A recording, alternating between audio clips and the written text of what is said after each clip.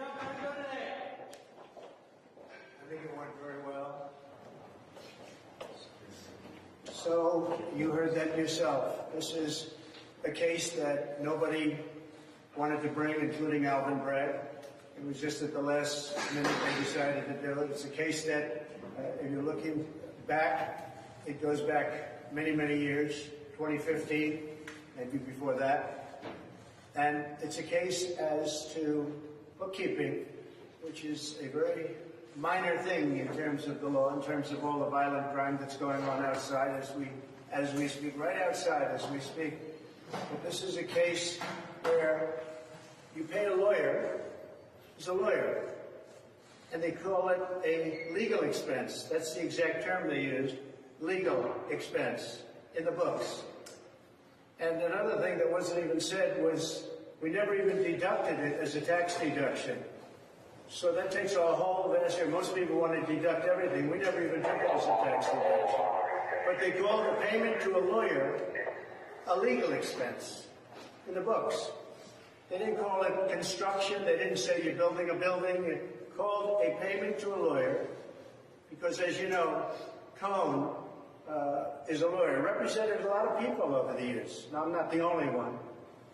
And wasn't very good in a lot of ways in terms of his representation. But he represented a lot of people. But he puts in an invoice or whatever, a bill, and they pay it, they call it a legal expense. I got indicted for that. What else would you call it? Actually, nobody's been able to say what you're supposed to call it. If a lawyer puts in a bill or an invoice, and you pay the bill, and in the book, it's a little line. That's a very small little line. I don't know if you could even write more than 2 words. It's not like you could tell a life story. They marked it down to a legal expense. This is what I got indicted over. Think of it. I got indicted. I'm the leading candidate. I'm beating Biden. I'm beating the Republicans now. I have the nomination. And this is what they try and take me off the trail for. That checks being paid to a lawyer. He is a lawyer, or was a lawyer. And also the things he got in trouble for were things that had nothing to do with me. He got in trouble and went to jail. This had nothing to do with me. This had to do with the taxi cab company that he owned, which is just something he owned, and medallions and borrowing money and a lot of things, but it had nothing to do with me. He represented a lot of people over the years. But they take this payment and they call it a legal expense, and you heard it today for the first time. This is what I got indicted over. This is what took me off and takes me off the campaign trail, because I should be in Georgia now. I should be in Florida now. I should be in a lot of different places right now campaigning, and I'm sitting here. And this will go on for a long time. It's very unfair. The judge is conflicted, as you know. It's very unfair what's going on. And I should be allowed to campaign. And whoever heard of this, you got indicted for that? People in the court just said to me, I can't believe it. This is the case. So we did nothing wrong. The other thing is, if this were such a great case, why didn't the Southern District bring it? Who looked at it, turned it down? Why didn't numerous other agencies and law enforcement groups look at it? Because it was shown to everybody. And very importantly, why didn't the federal elections do anything about it? Because this is federal, it's not state. They're trying to make it a state case, whatever. And it's not state, it has nothing to do. It's never happened before, I believe. Never happened before. This has never happened before, where the state tries to insert itself in federal elections. Nobody's ever seen it. But you know, federal elections took a total pass on it. They said essentially nothing was done wrong. Well, they would have done something about it. They're tough. They would have done something about it. But they said nothing, and they said, we're going to take a pass. Because they couldn't even believe it. Actually, if you read their letter, they couldn't even believe it. They were incredulous. And yet, Bragg picks it up. Now, with Bragg, if you look, when he first came in, he didn't want to do it. He didn't want to do it. Now, when are they going to look at Pomerantz and what Pomerantz did? Because that's bad stuff. And when are they going to look at all the lies that Cohen did in the last trial? He got caught lying in the last trial. So he got caught lying, pure lying.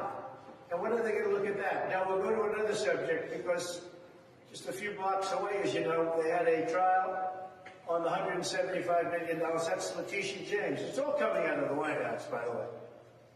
And that's in front of Judge Engoron. And the judge really didn't know anything. He didn't know about collateral security. He said, supposing it goes down. Well, it doesn't go down because it's cash. I put up $175 million in cash, and we have a bonding company do it. And he challenged the bonding company that maybe the bonding company was no good. Well, they're good, and they also have $175 million of collateral, my collateral. But the judge didn't know anything about it. He didn't know what the $175 million cash meant. He had no idea what anything meant. And he had no idea what he did in the trial. And he charged me hundreds of millions of dollars on something where I'm totally innocent. But if you look at what happened today, Judge Engoron should not have done that trial. It should have gone to the business division where they have complex business trials. But actually, it should have never been brought because I didn't overestimate. You know, they say I overestimated. If you look at the numbers, they're underestimated. I underestimated. I did the opposite of what they said.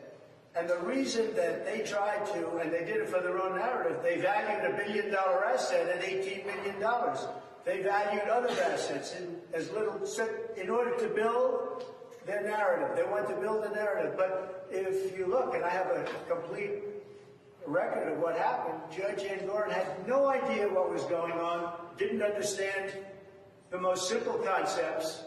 And this is the man that took a case, and this is why businesses they're moving out of New York because they can't be subject to this. They'd be put out of business.